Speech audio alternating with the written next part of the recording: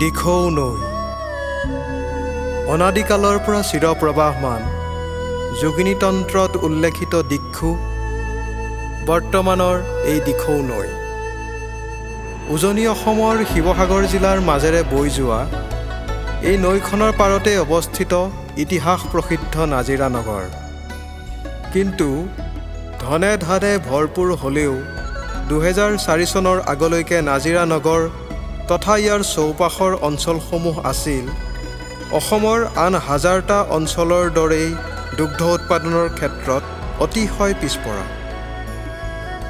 এই অঞ্চলৰ বাসিন্দাই এটুপি গাখীৰৰ বাবে নিৰ্ভৰ কৰিব লাগিছিল অনুন্নত প্ৰজাতিৰ আমাৰ থলুৱা গাইসমূহ অথবা পানী মিহলি ভেজাল গাখীৰ বিক্ৰী কৰিবলৈ অহা গোৱালজনৰ ওপৰত দাঁতিকাষৰীয়া অঞ্চলসমূহত চেগা চুৰুকাকৈ দুই একে গাখীৰ উৎপাদন কৰিছিল যদিও সুস্থিৰ বজাৰৰ অভাৱত বিশেষ আগবাঢ়িব পৰা নাছিল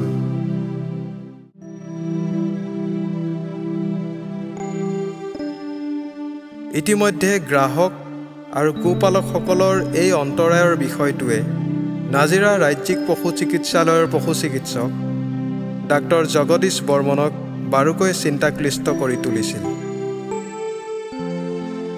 গাখীৰৰ ব্যাপক চাহিদা তথা গোপালনৰ জৰিয়তে নিবনুৱা সমস্যা সমাধানৰ প্ৰচুৰ সম্ভাৱনা থকা সত্ত্বেও দুগ্ধ উদ্যোগটোৰ স্থবিৰতাক তেওঁ যেন এক প্ৰত্যাহ্বান হিচাপে গ্ৰহণ কৰিলে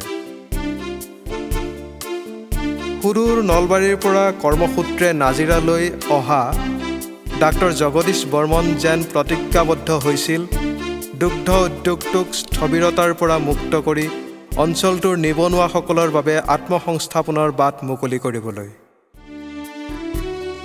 তেখেতে এই প্ৰতিজ্ঞাক বাস্তৱ ৰূপ দিবলৈ আৰম্ভণিৰ কৰ্মক্ষেত্ৰৰূপে বাছি ল'লে নাজিৰা নগৰৰ সমীপৱৰ্তী এখনি মনোমোহা গাঁও সুন্দৰ পুখুৰী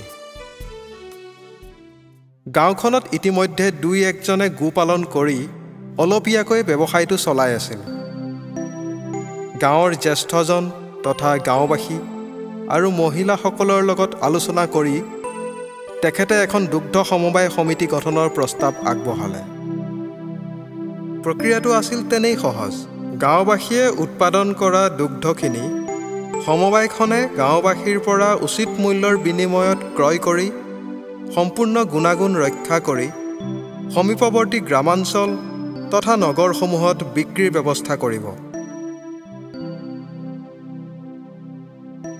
ফলত গ্ৰাহক তথা উৎপাদনকাৰী দুই পক্ষই লাভান্বিত হ'ব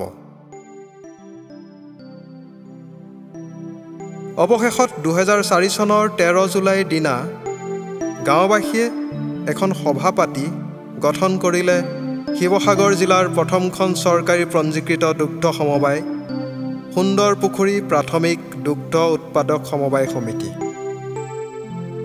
প্ৰথম অৱস্থাত মাত্ৰ 12জন সদস্যৰ পৰা সংগ্ৰহিত 56 লিটাৰ গাখীৰৰ দ্বাৰা 2004 চনৰ 1 আগষ্টৰ পৰা এই সমবায়খনে ব্যৱসায়ৰ পাতনি মেলে তলাবন্ধ পাত্ৰৰ পৰা আগতীয়াকৈ ক্ৰয় কৰা কুপনৰ জৰিয়তে ঘৰতে গাখীৰ যোগানৰ ব্যৱস্থা কৰা হ'ল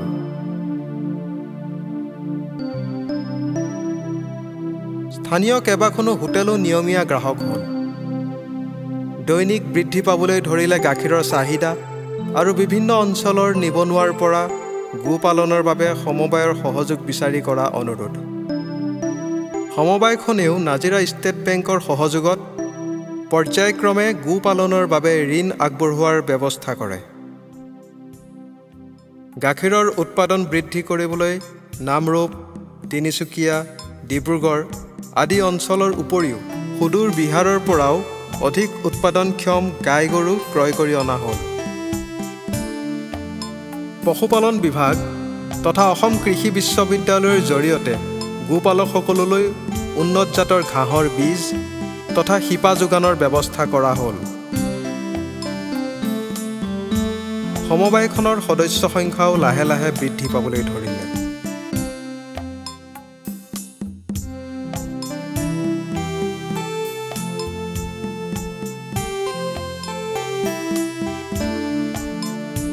অতি কম দিনৰ ভিতৰতে সমবায়খনে নিৰ্মলীয়া, বাউলী মৈদাম, চানবছা, বুধবাৰী, কপহুৱা, ৰজাপুল আদি অঞ্চললৈ বিস্তৃতি লাভ কৰে। ক্ৰমে নতুন নতুন পৰিয়ালে গৰু পুহিবলৈ আৰম্ভ কৰে।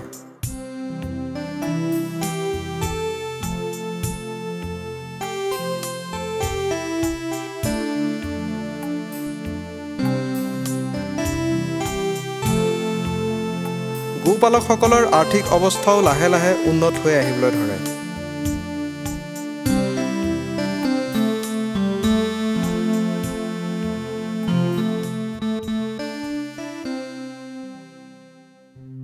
আগতে দিন হাজিৰা কৰি পেট প্ৰৱৰ্তোৱাজনেও মাহেকত ৩০-৪০ হাজাৰ টকা উপাৰ্জন কৰিব পৰা ক্ষমতা আহি পৰিল।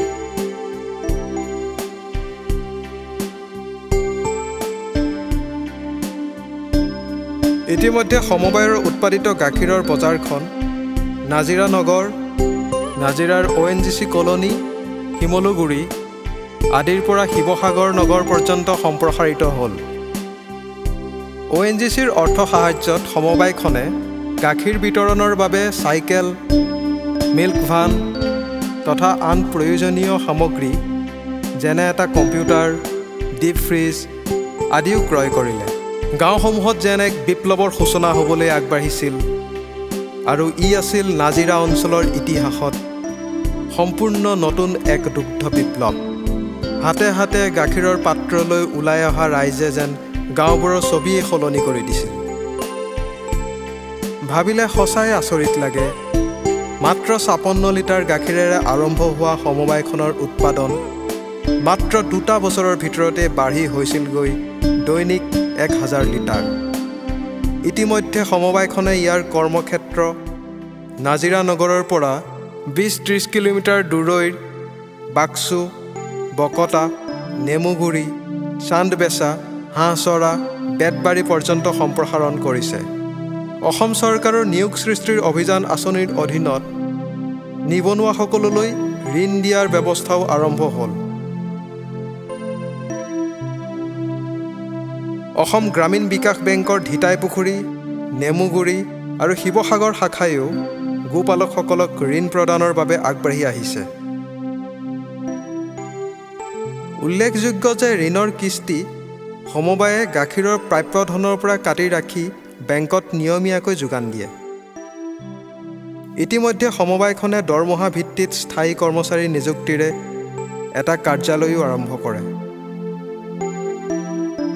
সমবায়ৰ গাখীৰ সংগ্ৰহ, বিতৰণ, হিচাপ নিৰীক্ষণ আদি কৰ্মৰ বাবে ৩০ জনতকৈও অধিক লোকলৈ সংস্থাপনৰ বাটো মুকলি হৈছে।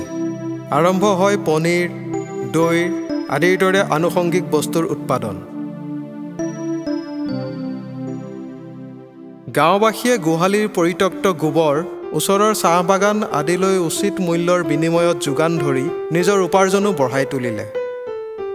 সমবায়ে দুগ্ধ সংগ্ৰহৰ বাবে বিভিন্ন ঠাইত মুঠ ৬টা দুগ্ধ সংগ্ৰহ কেন্দ্ৰ স্থাপন কৰে আৰু গাখীৰৰ মানদণ্ড পৰীক্ষা কৰাৰ অন্ততহে গাখীৰ সংগ্ৰহৰ ব্যৱস্থা কৰে।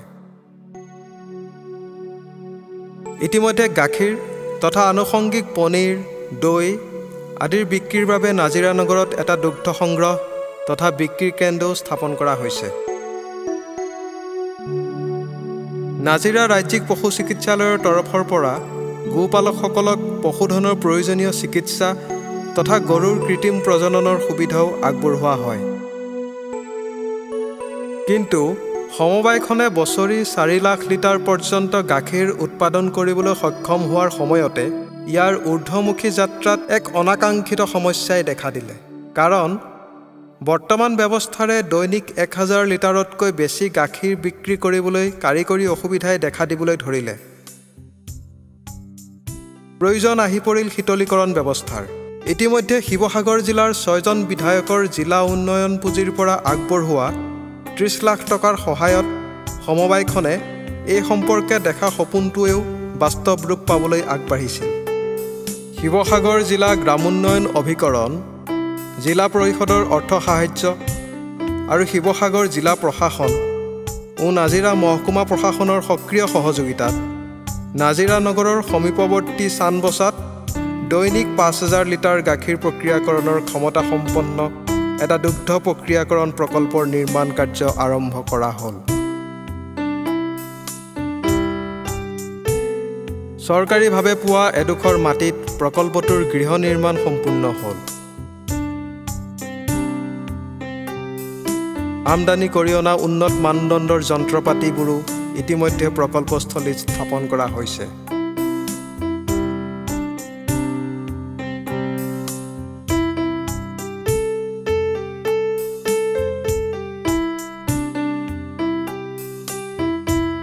এই প্ৰকল্পৰ পৰা উৎপাদিত সামগ্ৰীক এটা সুন্দৰ নামেৰে অলংকৃত কৰা হৈছে।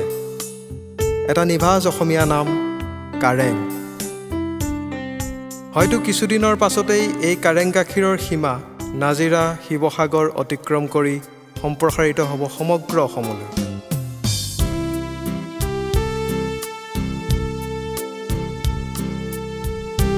শূন্যৰ পৰা আৰম্ভ হোৱা সুন্দৰ পুখুৰীৰ প্ৰাথমিক দুগ্ধ উৎপাদক সমবায় সমিতিখনে হয়তো সোনকালে অতিক্ৰম কৰিব ৫,০০০ লিটাৰৰ সীমাও।